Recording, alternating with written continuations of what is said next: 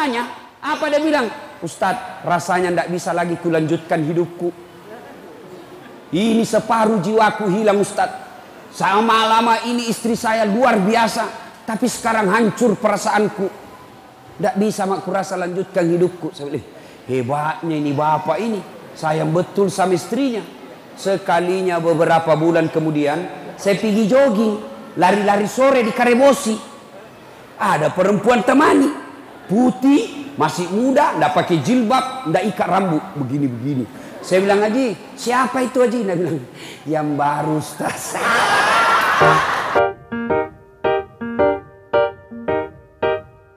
Ini kisah nyata, saya alami. Suatu waktu, saya diundang ceramah ke Palopo. Palopo itu, kalau naik mobil dari Makassar kurang lebih 10 jam. Ya, nah, saya selesai takziah malam jam 10 saya berangkat, jam 10 malam. Begitu saya naik mobil, salah satu nikmat yang Allah berikan, saya gampang tidur. Gampang betul tidur. Kalau saya naik pesawat, belum terbang saya sudah tidur. Itu kalau saya naik mobil, kalau saya sudah baring, karena saya di belakang sopir, saya tidur. Tidur saya. Nah, sampai di kampung namanya Kera, itu gunung, hutan, tidak ada rumah. Tiba-tiba singgah itu mobil, jam 1 malam. Jam 1. Singgah mobil, kaget Kak. Mana ini sopir ini? Moto kato? Mana sopirnya? Oh, kulihat. Oh, kencing. Dia turun dari sebelah kanan. Kencing dia. Saya turun juga. Moto Kak kencing deh. Turunlah saya. Kencing juga. Begitu saya kencing, saya bayangkan, sekalinya ini sopir dia tidak tahu kalau saya turun, matilah saya ini. Ternyata betul. Saya lagi kencing, tiba-tiba ini sopir napa lari otona. Nasalaika oto. Langsung lari setereku. Itu belum dia habis kencing, ku lari Kak. Woi, nasalaika. Apalagi dia sudah tutup kaca mobil, lari. Jam 1 malam. Saya telepon, tidak ada HP. Selama perjalanan itu, saya tinggal di jalan. Semua mobil saya kasih singgah, tidak ada yang singgah. Yang mau ke Makassar, saya kasih singgah, tidak ada singgah. Saya mau ke Palopo, tidak ada singgah. Kenapa? Dia kira Kak mungkin pocong. Kenapa? Saya pakai putih-putih. Songkok putih, baju putih, sarung putih. Di tengah hutan. Nah, kira Kak pocong. Saya mau bilang, mau Kak di tengah-tengah jalan begini. Nanti ku bilang, nah kira betul Kak pocong, nah tabrak Kak. La haul, nah kenapa lah Ustaz sih? Akhirnya apa? Nanti jam 6.15 pagi, baru dia kembali ambil saya. Subuh, azan. Saya bilang, ini kalau pintar ini sopir, kalau azan subuh, pasti dia baru kasih bangun Kak. Betul azan subuh, dia balik. Ustaz, subuh nih. Dari Ustaz. Langsung dah balik mobilnya nak kasih kencang. Sampai akhirnya jam 6.15. Basah Bu saya karena gerimis. Saya sholat di pinggir jalan hutan. Tidak ada satupun yang ambil saya.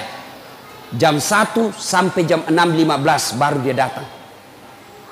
Begitu dia datang, saya mau tempelengi, lebih besar dari saya. Saya bilang, lawang ini udah kalah Kak. Akhirnya sepanjang jalan saya diam-diam. Sampai di rumah jabatan wali kota Palopo, langsung dia bilang wali kota, Ustaz, kenapa bisa kita lupa koporta? Dalam hatiku, mak beli si sopir ini. Bohong lagi nih sopir. Ternyata nak lapor sama wali kota, dia kembali karena lupa kopornya Ustaz. Saya bilang bukan kopor nak lupa, saya nak lupa itu sopir Kak. Akhirnya apa? Sudah. Pas saya mau pulang, datang lagi tuh sopir, itu lagi sopir, mau antar Kak pulang. Saya bilang sama wali kota, Pak Wali, saya sudah maafkan ini sopir tak, tapi jangan lagi diantar Kak. Jengkel saya kalau lihat mukanya. Akhirnya Nabi bilang Pak Wali, ya Ustadz, nanti kita ganti sopir baru. Apa hikmahnya? setelah saya ceritakan, nah tambah honorku. Nah bilang ini Ustaz, uan duka cita. Ini kisah nyata, fakta. Lalu apa kaitannya acara ini? Apa hubungannya dengan acara? Beginilah kita kalau sudah masuk di kubur. Ya? Almarhum sudah lebih 1 tahun meninggal. Saya baru 4 jam menunggu. Saya berharap ada yang ambil saya. Ternyata tidak satupun mobil yang tinggal dan mau singgah mengambil saya. Itu baru 4 jam sudah setengah mati. Beginilah orang yang dikubur, menunggu kiriman amal. Ternyata tidak ada yang kirimi amal. Saya baru 4 jam di pinggir jalan, hujan, masih merasa menderita. Bagaimana kita kalau sudah masuk di kubur? Ayo, saya berharap ada mobil yang singgah mengambil saya. Saya berharap ada mobil yang mampir mengambil saya. Ternyata tidak ada. Begitu juga kalau kita mati. Berharap maki ada yang doakan ki. Berharap ada yang sedekahkan kita. Berharap anak istri kita doakan ki. Ternyata mereka lupa kita. Ini nih kalau mati maki. Beginilah kita. Ibu bapak pernah lihat orang meninggal? Ibu-ibu pernah lihat orang meninggal? Pernah? Bukan pernah, sering. Ya kon katomate telung mantarai. Kalau ada orang meninggal, 3 yang mengantarnya dia ke kubur. 1, keluarga. 2, harta. 3, amal. 3 yang ngantar, 2 balik, tinggal 1 temani kita. Siapa yang pertama? Keluarga. Anak ikut ngantar, istri ikut ngantar, saudara ikut ngantar, menantu ikut ngantar, ipar ikut ngantar. Tapi siapa yang temani kita masuk? Ibu-ibu, kira-kira kalau meninggal ki bu, mau suami tak masuk? Mau temani ki bu? Mana mama waktu tak naodok dulu, gunung kan kudaki, kemanapun kau pergi aku akan mengikutimu, laut kan kuda ku renangi, gunung kan kudaki, masjid kau lewati. Meninggal, masuk, kakinya saja dia tidak mau. Bengkak matanya, tapi apa Nabi bilang? Bulan depan siapa ganti? Ayo bu, ada orang di Makassar temanku haji, meninggal istrinya, bengkak matanya pak. Begitu dia sayangnya istrinya, bengkak matanya. Apa dia bilang? Ustadz, rasanya tidak bisa lagi kulanjutkan hidupku. Ini separuh jiwaku hilang Ustadz. Sama lama ini istri saya luar biasa, tapi sekarang hancur perasaanku. Tidak bisa aku rasa lanjutkan hidupku. Saya bilang, hebatnya ini bapak ini, sayang betul sama istrinya. Sekalinya beberapa bulan kemudian, saya pergi jogging, lari-lari sore di Karebosi. Ada perempuan temani, putih, masih muda, tidak pakai jilbab, tidak ikat rambut, begini-begini. Saya bilang, Haji, siapa itu Haji? Dia bilang, yang baru Ustaz. Apa ya? Bu, ini. Ibu-ibu, kalau mati ki yang sudah muka-muka sakaratil maut, siapa doakan ki? Siapa yang masuk temani kita? Amal keluarga tidak bakal dia akan ikut. Yang kedua, yang temani kita ke alam kubur, apa itu? Harta kita, mobil kita setengah mati kita cicil, rumah kita setengah mati kita cicil, harta-harta motor kita semua datang, karpet pun ada ikut mengantar kita, cerek-cerek ikut mengantar kita. Tapi begitu masuk di kubur, ada kira-kira masuk harta. Ini yang tebal-tebal cincinnya, yang tebal-tebal emasnya. Masuk. Siapa yang punya itu harta tak? Cincin, gelang, anting-anting. Siapa yang miliki? Anak mantu. Ya kalau anak mantu tak baik, kalau anak mantu tak juga tidak sholat, setengah mati kita cari harta, ternyata masuk di kubur tidak ada yang temani ki. Tidak mentang-mentang dia kaya, banyak tambangnya, banyak pesawatnya, banyak bisnisnya, meninggal, apa nak bilang anaknya? Kasih masukkan kita HP supaya bisa meng-SMS. Ndak, jangankan HP, jangankan baju, jangankan celana, jangankan serban, semua tidak ikut. Hanya satu yang ikuti kita, apa? Kain kafan. Itu saja, kain kafan. Bukan kain sutra, mentang-mentang dia kaya dikasih kain sebanyak-banyaknya. Tidak. Mentang-mentang dia kaya dikasih televisi masuk. Tidak. semua hartamu dia meributkan anak-anakmu. Yang ketiga, yang ikut mengantar kita apa? Apa yang mengantar kita yang ketiga? Amal. Inilah yang setia. Amal kebaikan maupun amal kejahatan kita akan ikut setia sampai ke dalam kubur. Ibu bapak saudara-saudara sekalian, kalau orang sudah masuk di kubur, tidak ada harapan pak, tidak ada lagi.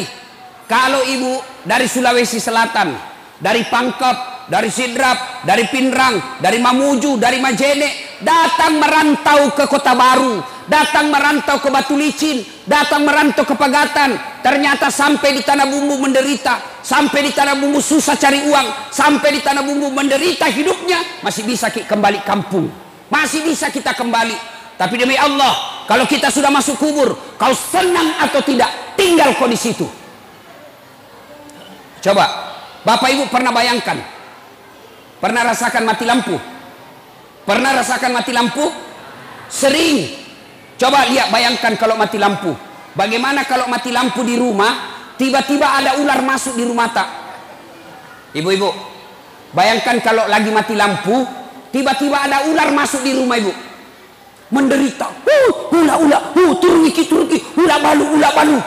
Padahal itu rumah masih lebar. Dia masuk dari pintu itu, kita bisa keluar dari pintu sana.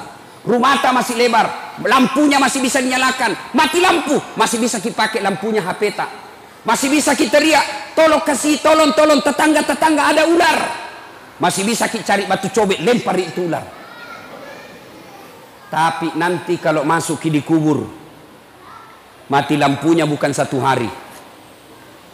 Ditindis batu, ditindis tanah. Lebarnya hanya 1,5 meter 30 cm, panjangnya 1,5 meter, ditindis batu. Pada saat itu tidak ada lagi temani kita kecuali amal. Maka saya heran kalau ada orang sudah tua masih juga tidak baik akhlaknya, masih juga tidak memperbanyak amal, mari ngerak kombo. Saya heran orang taksia belum juga baik agamanya, datang acara haul, datang acara keagamaan, pulang masih tidak baik agamanya, maka itu orang sudah mati hatinya. Nah ibu bapak saudara-saudara sekalian, masuki di kubur, yang pertama diperiksa sholat. Kotama niki buru pak, bukan dulu diperiksa puasa, bukan haji diperiksa, bukan zakat yang pertama diperiksa. Apa yang pertama diperiksa ketika masuk di kubur? Sholat. Makanya sholat harus kita jaga baik-baik. Begitu para malaikat, para pengantar sudah kembali, dalam hadis dijelaskan, pengantar sudah pada kembali, pengantar jenazah, yang leman taraki, bahkan kaki yang terakhir masih didengar, datang malaikat. Tanya 5 perkara, 5 pakutanana malaikat. Kalau baik sholatnya, tidak usah bingung, sholat yang akan jawab pertanyaan kita. Sudah didokok nih, dibungkus ki. Ada orang meninggal ibu, ya. Ada orang pulang ceramah, dengar takziah, penjual gogos. Tahu gogos?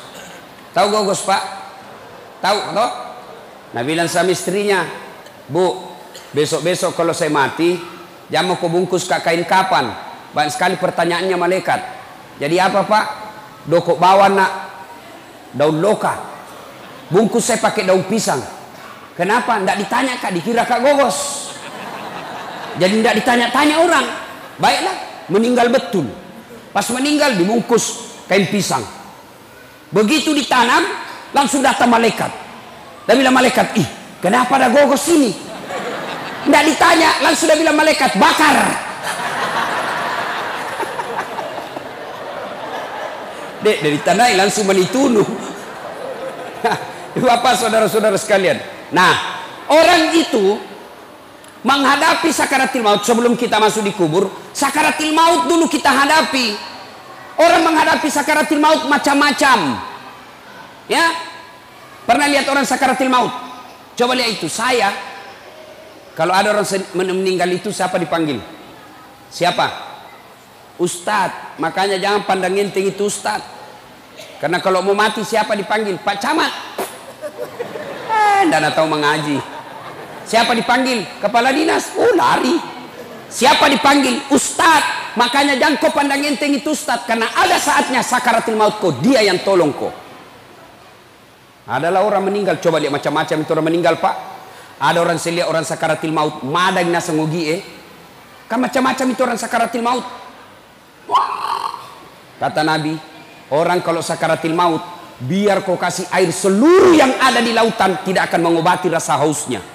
Haus, madekat atau ke madak, ibu. Makanya lihat orang sakaratul maut, naik turun itu tenggorokannya. Coba lihat itu, dibacakan syahadat, syahadat kok. Bahkan ada di Sulawesi Selatan, ibu-ibu, 1 minggu sakaratul maut tidak mati. Ingat, kalau ada orang lama sakaratul maut berarti lama disiksa itu. Saya kasihan, saya datangi, saya bacakan Yasin. Bismillahirrahmanirrahim. Yasin. Langsung dibangun, ibu. Pergi kau. Nah, lempar kak botol aqua. Jangan mengaji sini, panas telingaku. Salai.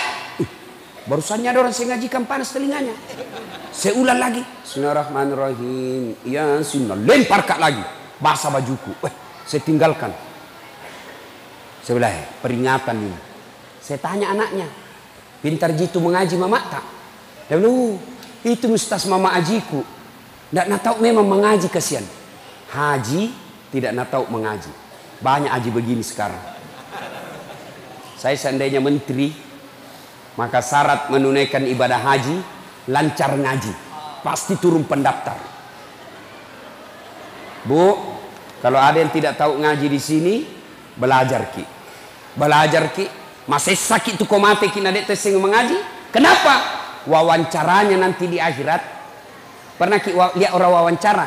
Di akhirat nanti kalau diwawancarai ki malaikat, tanya jawabnya malaikat bukan bahasa Bugis, bukan bahasa Jawa, bukan bahasa Indonesia, tapi apa? Bahasa Al-Quran.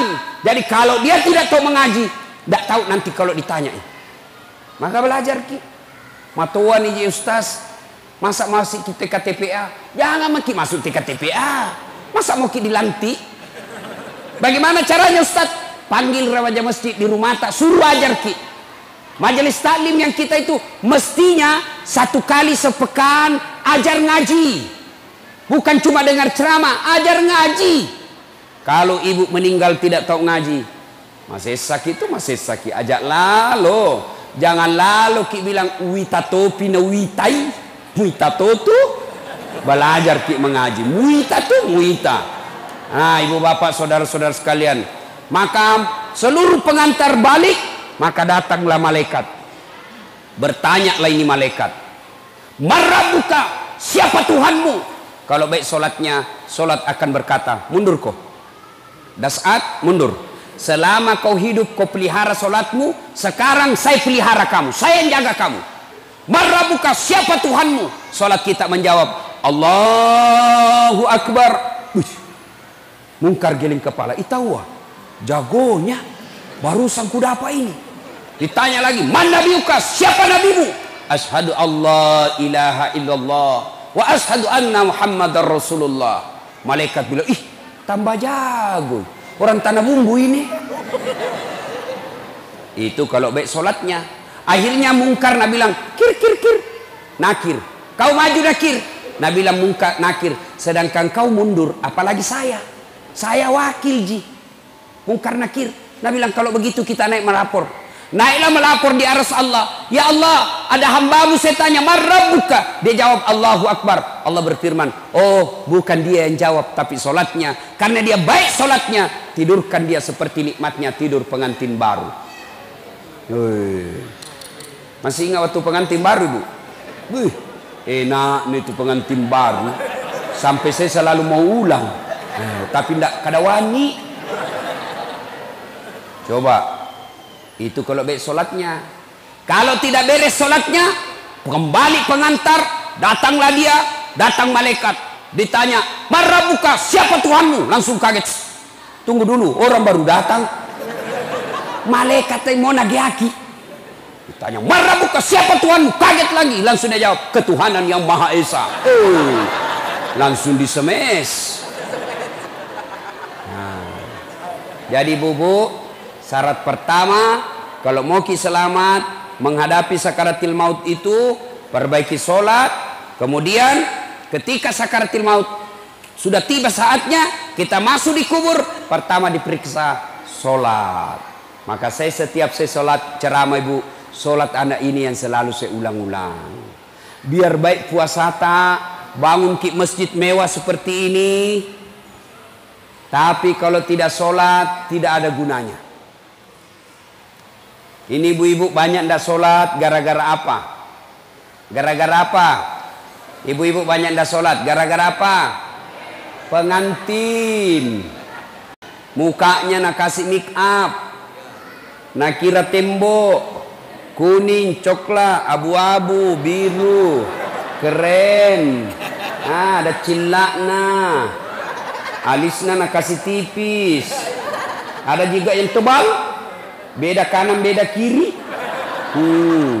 Nak kasih lebih lagi sedikit di sini.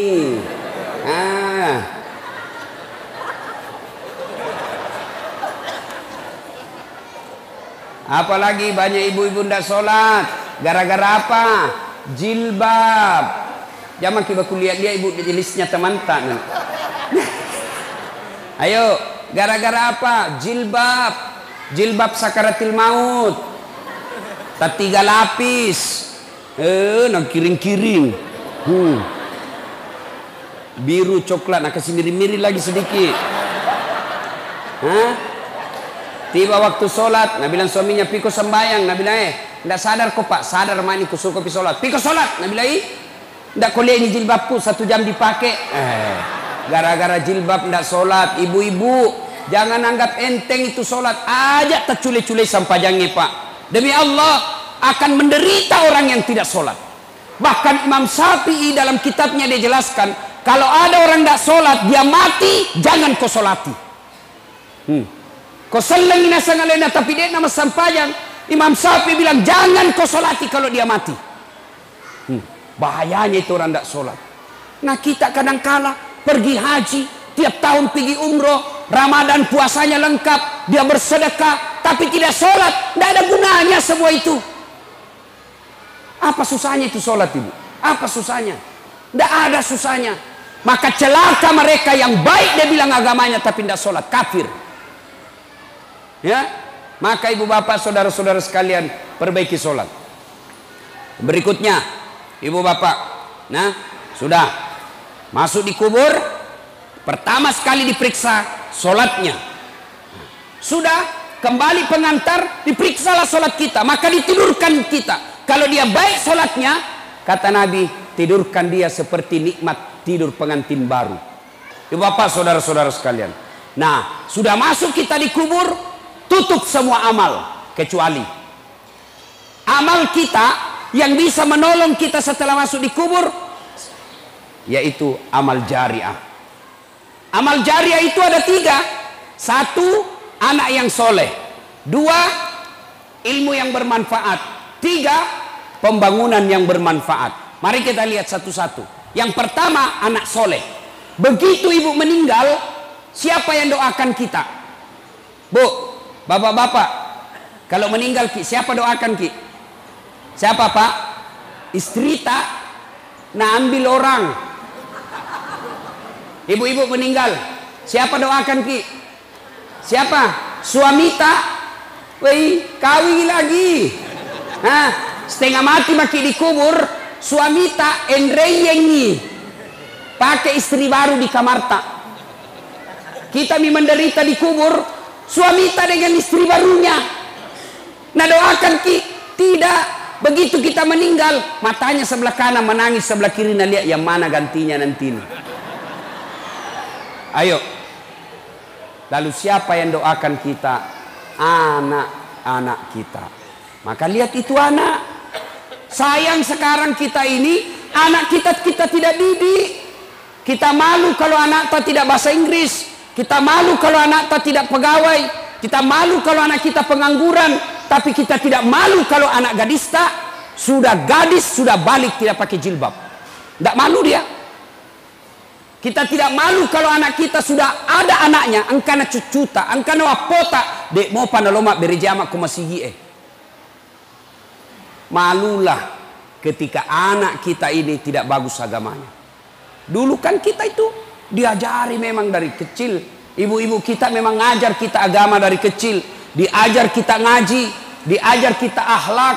Saya masih ingat waktu kecil, ibu saya sampai itu kalau kita bicara diajari. Nah, lo kembali boleh. Ini tetangga nak pinjam gula. Jangan kau bicara kalau berdiri nak. Tudah koyolo nampak bicara. Duduk kau dulu baik-baik baru kau ngomong. Itu sampai begitu diajari kita. Sekarang ini mana ini akhlak? Anak-anak kita siapa yang ngajar? Siapa yang ngajar kita sekarang anak-anak kita, Pak? Orang tuanya. Bukan. Siapa yang ngajar anak kita? TV. Siapa yang ngajar kita anak kita? Handphone. Kenapa? Orang tuanya juga tidak mau repot. Anaknya menangis, langsung nak kasih handphone. Jangan kau nangis nak. Main game aku. Ibu toh. Maka jangan heran anak tak tinggi sekolahnya tapi tidak tahu taat. Alangkah bahagianya. Ibu bapak, alangkah bahagianya kita sudah tua. Anak tak 4 sambil baku telepon. Daeng, bulan ini saya ambil mama nah. Bulan ini saya urus bapak nah. Bulan depan pi kau sama istrimu kau urus. Bulan ini saya mau dapat. Begitu tahun depan, Daeng, bagaimana ini kita 4 bersaudara dik? Patungan dik. Kasih umroh ibu masing-masing tabung, ayo umrohkan orang tua kita bulan depan. Itu orang kaya itu. Itu anak kita bisa begitu kalau kita didik dari kecil. Bagaimana cara mendidik anak? Maka cara didik anaknya itu yang pertama begitu lahir kasih nama yang baik. Nama yang baik itu bukan nama artis. Nama yang baik itu bukan nama pemain sepak bola. Nama yang baik, nama yang ada doa-doa di dalamnya. Sal kasih nama anak tak mutmainnah. Apa itu artinya mutmainnah? Jiwa yang tenang. Berarti kalau orang panggil, oh mutmainnah, wahai kau jiwa yang tenang, orang doakan. Jangan lagi bilang apa arti sebuah nama. Coba bayangkan kalau tidak ada semua nama tak. Coba kalau tidak ada semua nama di sini. Bagaimana orang macale? Pilih saya. Siapa? Anu. Pilih saya. Siapa? Anu. Bagaimana repotnya? Mau kita telepon Kak ceramah. Halo, ada Ustaz. Ustaz siapa? Anu. Yang mana? Anu. Siapa? Anu. Siapa? Yang pendek. Oh, banyak yang pendek di Makassar. Coba bayangkan. Nama itu penting. Maka kasih nama yang baik. Lahir anak tak, lahir cucu tak, kasih nama. Tidak bisa ki telepon Ustaz. Ustaz, ada cucuku lahir. Saya mau dia jadi penghafal Quran. Siapa bagus namanya? Perempuan atau laki-laki bu? Perempuan, Hafizah. Itu bu namanya. Bagus itu. Tambah namanya bapaknya di belakang. Jangan lagi bilang apa arti sebuah nama. Coba beda. Sebut nama tak. Sebut nama tak. Saya tahu agamanya dan saya tahu sukunya. Abdurrahman. 99% pasti Muslim. Ya, bilang. Abdurrahman. Muslim. Bertus. Hai, Toraja. Ambot Dale. Tidak mungkin orang Jawa. Mana Ambot Dale orang Jawa? Kalau Margono, iya. Jokowi, Jawa itu. Kalau Ambot Dale, tidak mungkin. Orang Ambot Tuo, pasti Bugis. Nah, nama itu penting. Yang kedua, cara mendidik anak, kasih contoh yang baik. Jangan sampai kita bilang, jangan kau merokok. Kalau merokok kau saya tempelin kau. 10 menit, kau beli rokok dulu nak. Bagaimana ceritanya? Awas kau, memang jangan kau bicara kasar. Kasih lembut bicaramu. Kalau kau kasar, dia sudah kasih contoh kasar. Maka orang tua yang baik kasih contoh anaknya. Yang ketiga, jangan kasih makan haram anakmu. Jangan kasih makan proyek palsu. Jangan kasih makan barang serobotan. Jangan kasih makan dagangan nipu. Itu dagangan nipu yang mana? Pedagang. Asli ndak ini barangmu? Asli, padahal palsu. Dapat kau untung dari kau tipu pedagang ke pembeli. Mungkin kau dapat untung 2 juta satu hari. Tapi uang haram kau kasih makan anakmu. Jangan heran anakmu 3 semua ndak ada sholat. 1 tukang tipu. 1 pengedar narkoba. 1 kawin lari di bawah bandar dikasih hamil cowoknya. Kenapa? Uang haram kau kasih makan anakmu. Maka orang tua yang baik jangan kasih makan uang haram anaknya. Istri nih, tolong ini ibu-ibu nih yang datang ini. Kalau suami tak datang bawa uang, tanya dulu. Halal boga ye. Halal ndak ini? Biasanya gajimu cuma 5 juta. Kenapa ini menjadi 6 juta? Dari mana ini 1 juta? Halal tidak? Bisa ibu? Bisa? Woi. Bisa? Bisa? 1 juta bisa. Kalau 15 juta, bengkok mukanya. Sini halal nih mai panggilnya cicing. Mestinya istri yang baik begitu. Jangan kasih makan uang haram anaknya. Yang berikutnya lagi, supaya anak kita baik, doakan. Doa. Maka ibu-ibu seharusnya lebih rajin doakan anaknya. Doa itu tidak harus ibu lagi sholat. Memang lebih utama selesai sholat. Tapi boleh ibu doakan sambil duduk-duduk. Tidak ada kegiatan. Doakan anakmu ketika dia pergi sekolah. Ya Allah, lindungi anakku. Berdoa tidak harus pakai bahasa Arab. Wat dimatoki bahasa Ogi. Allah tahu. Daripada ibu bahasa Arab tidak tahu artinya, bingungin nanti malaikat. Nah bilang malaikat apa maksudnya ini ibu ini? Nah mau doakan anaknya anak soleh, nah minta hujan, nah doa, baca. Kan bingung malaikat. Maka tidak harus ke bahasa Arab. Mak bahasa Ogi nih. Puang, katu kasih si kaju-kaju anakku. Masa depan anak saya ya Allah. Saya tidak tahu mendidiknya, tapi Engkau maha mendidik ya Allah. Pelihara anakku ya Allah. Ya Allah lindungi anakku ya Allah. Jangan kau biar mak bahasa Ogi nih. Boleh. Hati-hati ketika ibu-ibu sumpah. Hati-hati ketika marah. Kadang-kala ibu-ibu kalau marah kan keluar itu kalimat-kalimat sumpah. Kurang ngajar. Nalapolalo ke beca. Nah tak berat betul beca.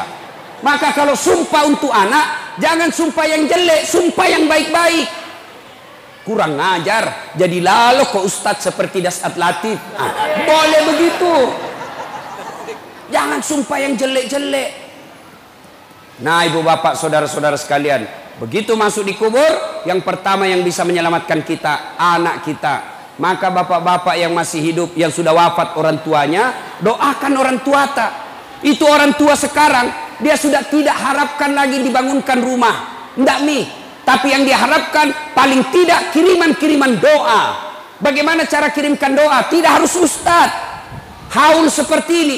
Tidak harus ustadz yang doakan orang tua tak. Doa sebaik-baik doa untuk orang tua dari anaknya. Maka tidak harus kita. Kan orang tua dulu apalagi orang Bugis. Mak baca doang. Nanti dia mau baca doa orang tuanya kalau potong sapi, potong ayam, potong bebek. Jadi kalau tidak ada uang tak potong sapi. Tidak kita doakan orang tua tak. Tidak. Tidak ada hubungannya itu satu baki. Kan biasa kita ini orang Bugis salah-salah. Nah panggil maki baca doa.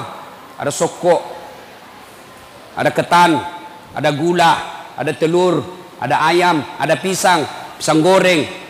Nah dorong itu. Tabe guru, kiringan ini nenekku. Nak suka sekali dulu waktu hidup pisang goreng. Ku bilang, berarti belum mati nenekmu. Mati nih ustaz, kenapa mau kau kirim pisang goreng? Itu kan biasa kita. Tabe, napojilak dek kasih tunu manu tidak ada. Maka baca doa itu bu, untuk orang meninggal tak, tidak ada hubungannya sama satu baki. Yang ada seperti ini, tidak ada hubungannya. Lalu untuk apa ini satu baki kalau kita mak baca-baca? Untuk apa? Tawana ustaz saya kupure mak baca. Maka saya kalau disuruh baca, tidak maukah itu kalau ada satu baki? Ada, jangan di depan kalau ada. Saya jelaskan, ini bukan untuk orang meninggal, tapi untuk saya. Jangan di depanku, kasih di belakang. Kenapa? Karena kalau dia di depan saya, mulutku baca doa, pikiranku yang mana dulu ku makan. Iya toh? Mana dulu saya makan, telur kah dulu, pahala dulu. Maka di belakang saja, tidak ada. Ini sebagian orang-orang tua kita yang dulu-dulu. Nanti dia mau baca doa kalau dia potong ayam. Tidak. Lagi duduk-duduk. Di teras. Lagi duduk-duduk. Tiba-tiba ada orang lewat. Bajunya seperti bajunya almarhum orang tua kita. Kita ingat bapak tak?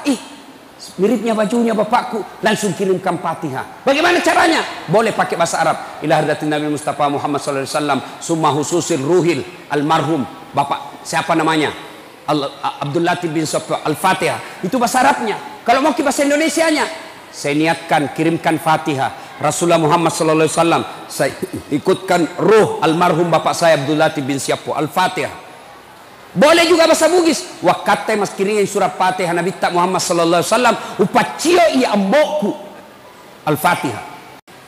Bayangkan, suatu kali Nabi bersama sahabat menuju satu tempat, melewati pemakaman kubur. Begitu Nabi lewat pemakaman, Nabi bersabda, cepatkan langkahmu, maperi-periko. Dilangkahkan kaki dengan cepat. Sampai Nabi di tujuan. Balik lagi. Sahabat ketika lewat di pemakaman, kasih langkah caplak kakinya. Nabi bilang, tidak usah kau buru-buru, santai saja. Santai. Sahabat bertanya, ya Rasul, waktu pergi disuruh buru-buru, pulang tidak lagi. Ada apa ya Rasul? Nabi bilang, andai kau dikasih telinga seperti telingaku, kau dengar betapa disiksa orang tadi ini. Waktu pergi, disiksa ini orang di kuburnya. Tidak tahan saya dengar dia disiksa. Dek na lembut nyawaku, tidak betah saya dengar. Maka saya mau cepat jauh supaya saya tidak dengar. Waktu pulang tidak lagi disiksa. Kenapa? Saya dapat berita dari Jibril. Allah perintahkan malaikat yang menyiksa di kubur, hentikan siksaanmu. Tidak mungkin kusiksa bapaknya sementara anaknya di dunia lagi belajar mengaji membaca basmalah. Napai bismillah na baca anaknya, Allah perintahkan malaikat, hentikan kau siksa itu orang tua, anaknya lagi baca Al-Fatihah. Maka ibu bapak yang meninggal orang tuanya, doakan orang tua. Yang kedua, bagaimana setelah didoakan? Sedekah atas nama orang tua. Ini sahibul hajat yang undang saya ke tempat ini. Ini pahalanya akan sampai ke orang tuanya. Berapa sedekahnya kita makanan? Ya, yang dos-dos itu. Meskipun ada juga ambil tak 2 dos. Sudah dikasih 1, Nabi bilang belum pi. Ibu-ibu Columbus, kelompok ibu-ibu pembungkus. Kurang ya lesik di malamopi. Itu sedekah. Bayangkan bapak ibu. Misalnya yang undang saya, dia kasih saya duit 10.000. Lalu itu 10.000 saya makan bakso. Lalu bakso itu menjadi darah daging saya. Selama darah daging saya itu saya pakai sujud beribadah kepada Allah, maka selama itu yang kasih saya 10.000 itu dapat pahala dari saya, meskipun tidak dikurangi pahalaku. Makanya bersedekah ki. Lihat orang baik, sama-sama orang miskin, sama-sama tidak mampu, satu baik solatnya, satu tidak baik solatnya, kasih yang baik solatnya. Sama-sama miskin, sama-sama baik solatnya, satu keluarga, satu tidak keluarga, kasih yang keluarga. Sama-sama keluarga, sama-sama fakir miskin, sama-sama baik solatnya, kasih satu tetangga, satu bukan tetangga, kasih yang dekat dari rumah tak. Maka bersedekah. Kalau kita sedekah, kasih lihat apa jenis sedekahnya. Kalau sarung songkok, cocoknya kasih siapa? Pak Imam, Pukate, Pak Ustadz, guru ngaji, cocok itu kasih sarung songkok. Kalau dasi, baju safari, yang mau kau kasih Pu Imam. Kapan dia pakai itu Pu Imam dasi? Begitu pergi pengantin pakai dasi, langsung makan mana itu? Jangan-jangan nih Pu Imam, gila-gila sudah nih Pu Imam itu. Maka diberikan yang lebih banyak dia pakai. Ya, bersedekah. 1 tadi doakan, 2 bersedekah. Yang ketiga, kunjungi karib kerabatnya. Maka orang yang punya almarhum ini salah satu cara berbuat baik kepada orang tua. Almarhum bersyukur punya anak seperti ini, bikin acara pengajian. Bayangkan kalau saya selesai ceramah ini, lalu ibu amalkan apa yang saya sampaikan. Misalnya sejak pulang ini, tadinya masih malas sholat, tadinya sholatnya masih putus-putus, pulang dengar ceramah, sholat selama-lamanya, maka selama itu orang yang sholat mengirimkan pahala kepada yang punya acara, termasuk kepada saya karena ilmu yang saya berikan. Tidak dia kurangi pahalaku, tidak ada kurang yang punya acara, sama-sama dapat pahala. Maka ibu, kalau ada orang meninggal nih orang tua tak, maka bersedekah atas nama orang tua. Tidak sampai Ustaz. Kalau ada orang bilang tidak sampai, mau bukti? Mau bukti bahwa sedekah untuk orang meninggal sampai? Mau bukti Pak? Mau? Ibu-ibu mau? Mati maki, saya kirimi ki. Nah, ini sudah mau Idul Kurban. Mau Idul Kurban. Kalau anak yang mau baik bakti sama orang tuanya, tak karobangi tomatota, kurban untuk orang tua. Itu cara berbuat baik kepada orang tua. Nah, ibu bapak, saudara-saudara sekalian, yang berikutnya, nah, sudah yang bisa menyelamatkan, mengirimkan pahala tadi anak soleh. Yang kedua, amal sedekah jariah. Yang ketiga, ilmu yang bermanfaat. Nah, ini pulang kita dengar ceramah, misal dapat ceramahnya Ustaz Dasat di WhatsApp, kirim ke orang lain, kirim, dapat tulisan-tulisan agama, ilmu-ilmu agama, kirim ke teman. Dia mau amalkan atau tidak, kirim saja.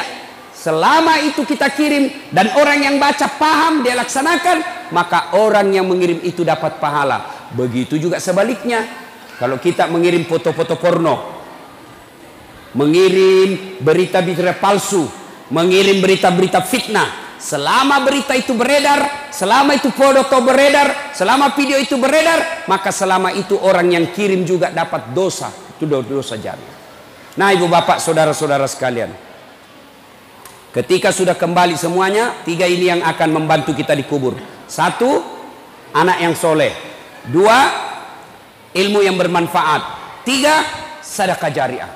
Nah, sekarang kita yang hidup, bagaimana caranya memelihara ini iman kita, memelihara agar kita bisa mati dalam keadaan berislam? Maka caranya satu, ada doa yang diajarkan Nabi.